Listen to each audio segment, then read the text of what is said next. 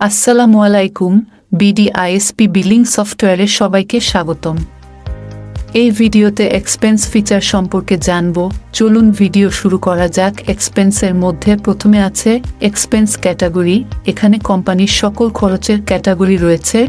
নতুন খরচের category add করার জন্য অ্যাড এক্সপেন্স বাটনে ক্লিক করুন এবং এক্সপেন্স ক্যাটাগরির নাম এবং ডিটেলস লিখে সেভ বাটনে ক্লিক করুন, তাহলেই নতুন খরচের ক্যাটাগরি অ্যাড হয়ে যাবে।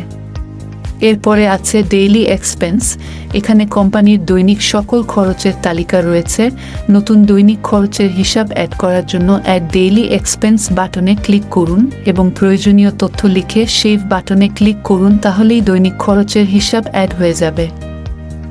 এরপরে আছে এক্সপেন্স হিস্টোরি। এখানে কোম্পানির যাবতীয় সকল খরচের তথ্য রয়েছে। এখন থেকে খরচের ক্যাটাগরি এবং খরচকৃত টাকার পরিমাণ জানা যাবে। ধন্যবাদ BD-ISPর সাথে থাকার জন্য।